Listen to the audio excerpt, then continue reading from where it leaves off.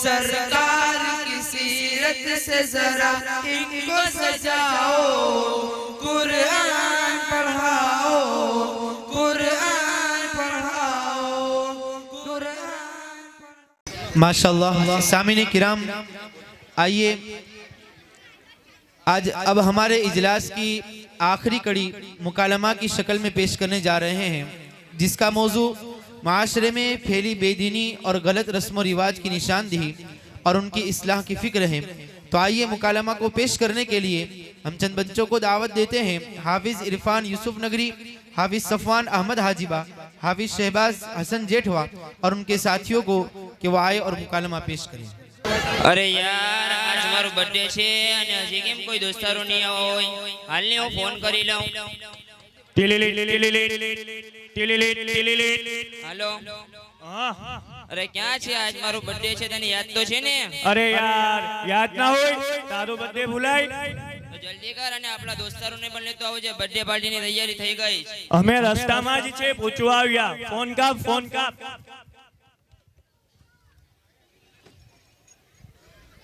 अरे वाह यार, केक तो मस्त नु छे, એટલે આવું છે કેકના ઉપર. अरे यार, આ મારું નામ છે यार. हाल હવે જલ્દી કેક કાપ, મોડું થાય. Happy birthday to you, happy birthday to you.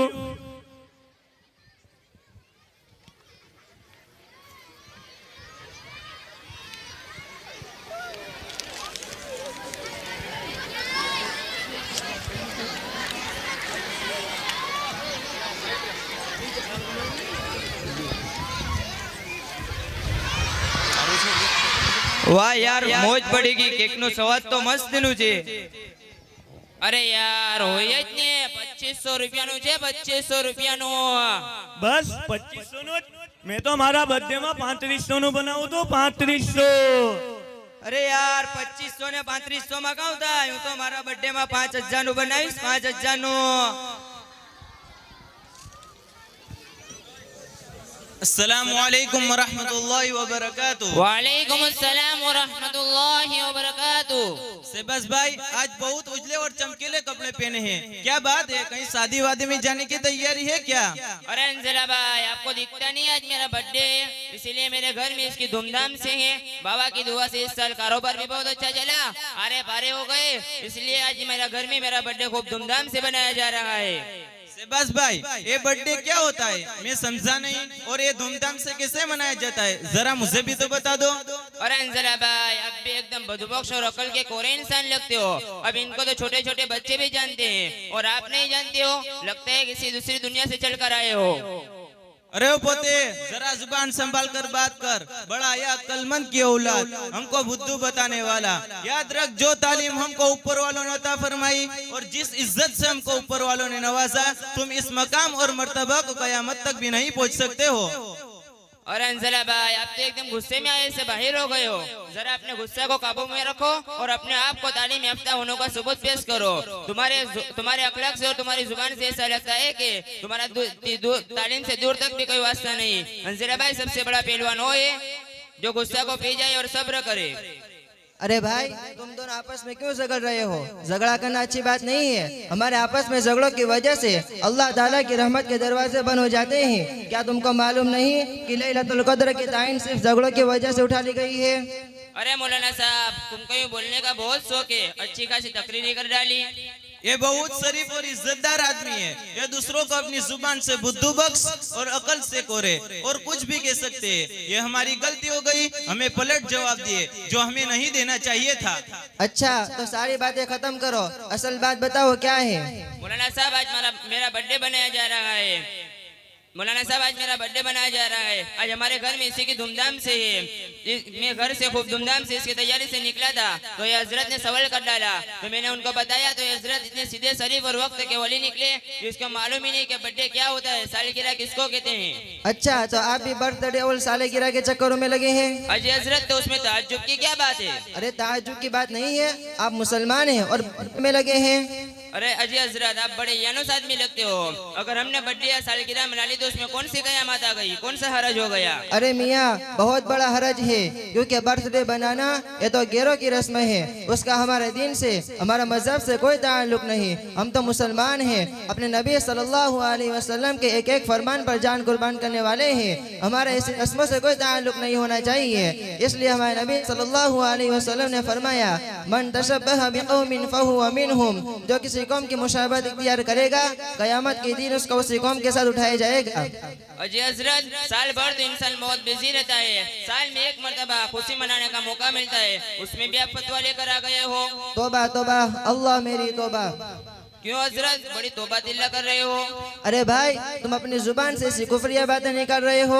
अपनी जुबान को जरा सोच समझ कर चलाना चाहिए। ये फतवा हमारी अपनी तरफ से नहीं होते, बल्कि 1400 साल पहले हमारे नबी सल्लल्लाहु अलैहि वसल्लम सारी चीजों से आगाह फरमा गए हैं। अलबत्ता ये हमारी बदकिस्मती रही है कि शरीयत की बातों का हमें इल्म नहीं। इसकी वजह से हम जहालत की बातें करने लगते हैं कि आप दकियानोस हैं, आप ऐसे हैं। मेरे मोहतरम, ये खुशी का मौका नहीं है, बल्कि तो गम का मौका होना चाहिए।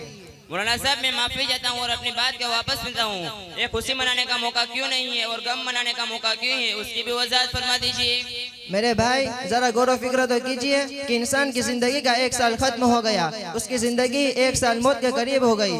उसने इस एक साल में कितने अच्छे काम किए, कितने बुरे काम किए। अगर इस साल में उसने बुरे काम ज्यादा किए हैं और इस हाल में उसकी मौत आ गई, तो वह कब्र में फरिश्तों को क्या जवाब देगा? अपने परवरदिगार के सामने एक दिन हाजिर होना है, क्या मुंह लेकर जाएगा? कभी इस तरह सोचा आपने? अजी हजरत, ये तो अपने बर्थडे का केक लेकर चले जाएंगे। मौलाना साहब, अब इनको बोलने से मना कर दीजिए, वरना फिर लंबा झगड़ा खड़ा हो जाएगा। देखा मौलाना साहब, हक बात कैसी कड़वी लगती है। अरे भाई, आप खामोश हो जाए और पूरे होश हवास के साथ इस बात को सुन लीजिए। ऐसी रस्म रिवाज को करने से हमारे नबी सल्लल्लाहु अलैहि वसल्लम ने सख्ती से मना फरमाया है। आप सल्लल्लाहु अलैहि वसल्लम की पूरी जिंदगी हमारे सामने है और हमारे लिए नमूना है। आपने अपने किसी भी बच्चे का बर्थडे और सालगिरह नहीं मनाया है, और न ही किसी सहाबी ने अपना या अपने किसी भी बच्चे का बर्थडे बनाया है, और न ही ताबईन में से किसी ने बनाया है। तो आप खुद ये सोच समझ कर फैसला कीजिए कि वो काम जिसको हमारे नबी सल्लल्लाहु अलैहि वसल्लम ने न किया हो, सहाबाए किराम रज़ियल्लाहु तआला अन्हुम ने न किया हो, ताबईन ने न किया हो, और न ही बुजुर्गान दीन में से किसी ने किया हो, तो ये काम हमारे लिए कैसे जायज हो सकता है और हमें इसकी इजाजत कैसे मिल सकती है? हरगिज हरगिज हमारे लिए जायज नहीं सकता। बात बिल्कुल साफ साफ है। इसके बावजूद भी अगर उनके जैसा कोई शख्स करता है तो जहन्नम के 8 दरवाजे उसके लिए खुले हैं। हजरत, आपकी बातों से दिल को तसल्ली हुई और आपकी बात समझ में आ गई कि बर्थडे बनाना गैरों का रस्म है, हम मुसलमानों को नहीं करना चाहिए। लेकिन एक काम बाप दादा से करते आ रहे हैं और हम भी उसको करते चले जा रहे हैं। मौलाना साहब, अल्लाह ताला हमको माफ फरमाए और मौलाना साहब हमको अल्लाह ताला माफ फरमाए, सिरात मुस्तकीम का गामजान फरमाए। मेरी बातों से आपका दिल दुखा है, लेकिन आपने कभी ये नहीं सोचा कि मेरे गैर इस्लामी कामों से हमारे प्यारे आका सल्लल्लाहु अलैहि वसल्लम को दिल को कितनी तकलीफ पहुंची होगी। अरे भाई, आपने इनको गलत समझ लिया है। असल में उन्होंने जो भी कुछ कहा है वो सब आपके हमदर्दी में कहा है, पूरे इखलास से कहा है। मौलाना साहब, आप इसके बारे में सफाई बहस न कीजिए। मुझे इस इखलास की कतई जरूरत नहीं है। आप उसको फौरन इखलासपुर भेज दीजिए, वहाँ वो इखलास बांटते रहेंगे। अरे भाई, मेरी बात तो सुनो। इंसान का सबसे बड़ा हमदर्द वही है जो उसकी आखिरत को बिगड़ने से बचाने की फिक्र करता हो। लिहाजा आपसे गुजारिश है कि आप हरगिज़ ऐसे लोगों की सोबत में मत रहिए जिनका दिन से कोई ताल्लुक नहीं है। अच्छे और दीनदार लोगों की सोबत इख्तियार कीजिए, इंशाअल्लाह आपकी जिंदगी में भी दिन आएगा, और जब दिन आएगा तो शैतानी तरीका खुद ब खुद भाग जाएगा। जैसा कि बर्थडे की बात को आपने समझ लिया है, ये भाई आपके दुश्मन नहीं है बल्कि आपके सच्चे हमदर्द हैं। जो कुछ उन्होंने कहा है वो सब आपकी भलाई के लिए ही कहा है। ये बात अलग है कि उसकी जुबान थोड़ी सख्त है। मौलाना साहब, मैं बहुत शर्मिंदा हूँ, आप दोनों हजरात से माफी चाहता हूँ। क्या आप दोनों हजरात ने मुझे समझ में आ गई? मौलाना साहब, आप मुझे माफ कर दीजिए। मौलाना साहब, आपको सिर्फ यही बुराई नजर आई, आप मेरे साथ चलो, गांव में और भी बुराइयां हैं। देखो ये क्या हो रहा है।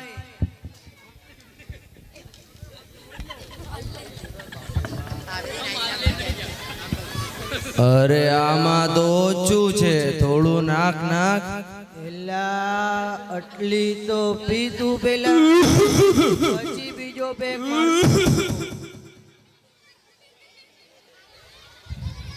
આહા આજ તો મજા આવી ગયો. આ બિયરનું બાપ એલા ભલા માણસ, તમને મારા છોકરા ક્યાંય દેખાણા? આ રાતના 1:30 વાગ્યો ને હજી ઘરે નથી આવ્યા. એની ફિકરમાં મેં ખાવું નથી ખાધું. અરે જમાલ ચાચા, આ તમારા છોકરાઓની હાલત જોઈને અમે પણ હેરાન છીએ. અરે આ છોકરા કોની રવાડીએ ચડી ગયા છે? અરે જમાલ ચાચા, આવા માહોલમાં औलाद પર નજર રાખવી બહુ જરૂરી છે. मौलाना, ये लोग भी कुछ पी रहे हैं. अस्तगफिरुल्लाह अस्तगफिरुल्लाह।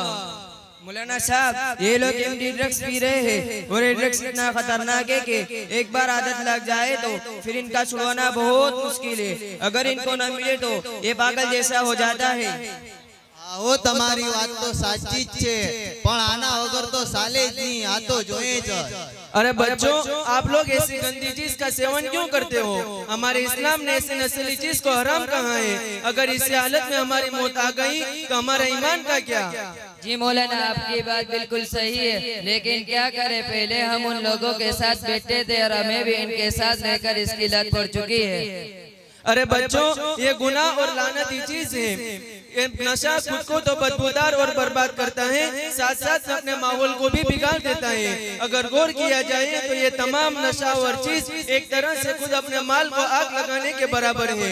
और उसके साथ शराब उस चीज को कहते हैं जिससे नशा होता है, और उसकी बहुत सी किस्में हैं, जैसे खुमर, अंगूर का कच्चा पानी जिसमें जोश आ जाए और शिद्दत पैदा हो जाए.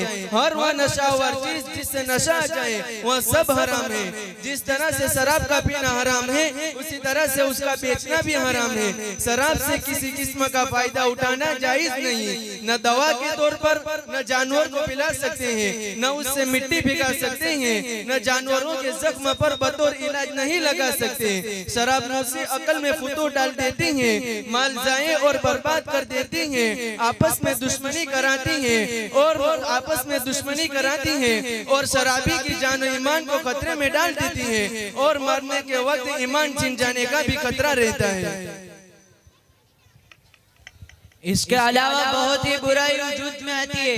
इसी तरह आजकल बहुत से लोग, खासकर बच्चे और नौजवान, हुक्का पीते हैं और उनमें तरह तरह के फ्लेवर मिलाते हैं. हालांकि इससे बॉडी कमजोर होती है. साइंस के मुताबिक एक बार पीना 100 सिगरेट से ज्यादा खतरनाक है. ऐसी खतरनाक चीज से हमारे नौजवान टाइम पास करते हैं. इसका नशा बहुत देर से मालूम होता है, इसलिए इसका तहकीक के मुताबिक यह नशा है, इसलिए इसका इस्तेमाल करना जायज है. अगर कोई फ्लेवर नशावर न हो तो भी उसका इस्तेमाल करना सख्त मकरूह है. और ऐसी महफिल का हिस्सा बनने से अपने आप को बचाइए और ऐसी चीज छोड़कर खुद अपनी बॉडी पर रहम कीजिए. अल्लाह ताला इन तमाम बुराइयों से हमें बचाए. आमीन. मौलाना साहब, हम अपनी इन हरकतों पर बहुत शर्मिंदा है.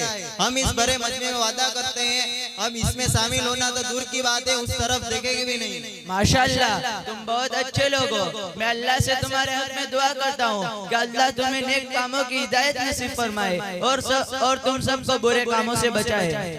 मौलाना आगे चलो, और भी बुराई दिखाऊं. देखो ये चौराहे पर क्या हो रहा है.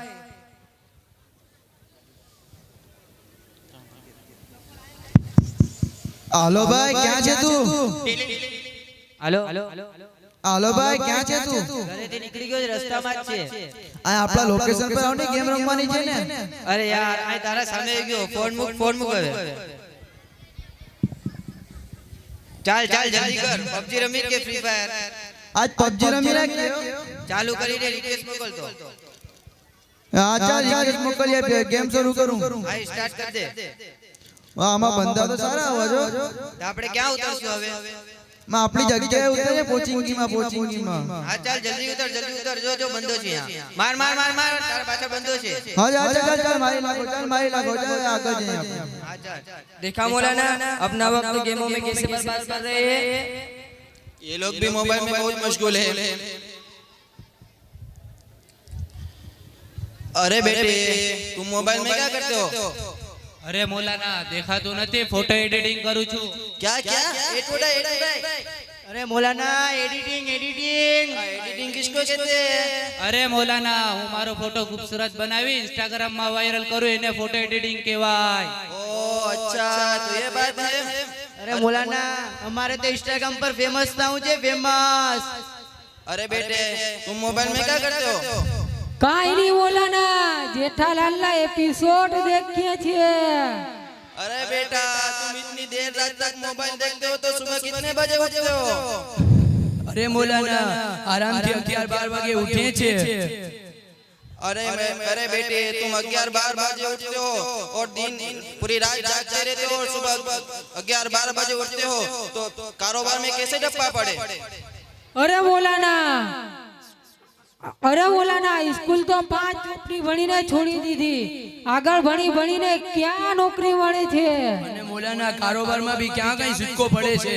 ओ अच्छा तो आप स्कूल नहीं करते कारोबार नहीं करते तो इतने बड़े मोबाइल कहाँ से लाए? अरे मौलाना अपना फाइनेंस जिंदाबाद। उसमें भी हफ्ते तो भरने पड़ते हैं ना। अरे मौलाना एक भी हफ्ता भरीने बूझ मार देवानो। अस्तगफिरुल्लाह अस्तगफिरुल्लाह, अल्लाह आपको सही समझ अता फरमाए। आमीन। अरे बेटे तुम मोबाइल फोन इस्तेमाल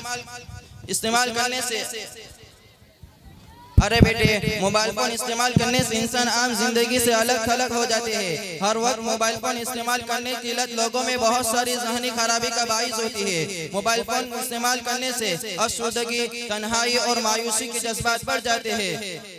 हर वक्त मोबाइल फोन इस्तेमाल करने से अफसरदगी, तन्हाई और मायूसी के जज्बात बढ़ जाते हैं। इसी तरह वक्त की बर्बादी भी एक अहम मसला है। तलबा, स्टूडेंट और नौ उम्र के लिए सबसे कीमती चीज उनका मौजूदा वक्त है। हमें वक्त का सही इस्तेमाल करके अपने मुस्तकबिल को बेहतर बनाने की फिक्र करनी चाहिए। तलबा भी इसी लत में मुब्तला हो जाते हैं। वह बार बार अपने मुताला और याद करते वक्त भी मोबाइल इस्तेमाल करना चाहते हैं। उससे उनकी पढ़ाई में काफी नुकसान होता है। लोग काम करते, खाते, चलते, दूसरों से गुफ्तगू करते और ड्राइविंग में भी मोबाइल यूज करते हैं। लोगों को नए और महंगे मोबाइल फोन इस्तेमाल करने की लत पड़ गई है। वह मोबाइल फोन के नए मॉडल खरीदने में बहुत ज्यादा रकम ज़ाय कर देते हैं।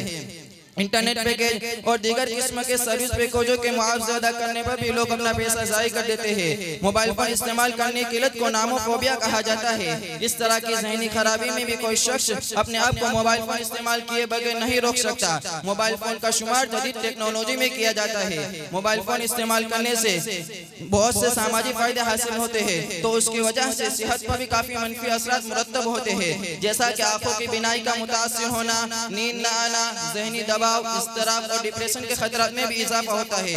उसके साथ साथ कई शदीद दिमागी मसाइल के खतरात भी बढ़ जाते हैं। काफी ज्यादातर अफराद काफी वक्त के लिए एक ही पोजीशन में बैठे या लेटे रहते हैं, जिसकी वजह से हाथ, कमर और गर्दन के दर्द के खतरात भी बढ़ जाते हैं। खैर और भी कई नुकसान है जिसको अभी एक साथ बतलाना मुमकिन नहीं। साहब आपका बहुत बहुत शुक्रिया, आपने हमको कीमती नसीहत से नवाजा है। अब से हम इरादा करते हैं कि हम अपना कीमती वक्त नहीं बर्बाद करेंगे। दुआ है अल्लाह ताला हमें मोबाइल के गलत इस्तेमाल से हिफाजत फरमाए। मुअज़्ज़ज़ सामीन किराम, अभी जो हमारे सामने मुकालमात पेश किए गए उसके जरिए से हमें सबक मिलता है। हमें खुद भी इन बुराइयों से अपने आप को बचाना चाहिए और मुआशरे में भी ऐसे बच्चे और नौजवान हैं तो उनकी भी फिक्र करनी चाहिए कि कैसे इन खुराफात से बाज आ जाए। हमें मौजूदा हालात में अपने बच्चों पर कड़ी से कड़ी नजर रखने की जरूरत है। मसलन अगर कभी भी रात को घर पर देर से आया तो पूरी तहकीक करे कहाँ गया था, कहाँ से आया। इससे फायदा होगा कि हमारे बच्चे इन तमाम बुराइयों से बचेंगे और हमें मुआशरे में भी शर्मिंदा होने की नौबत नहीं आएगी। अस्सलामु अलैकुम व रहमतुल्लाहि व बरकातुहू।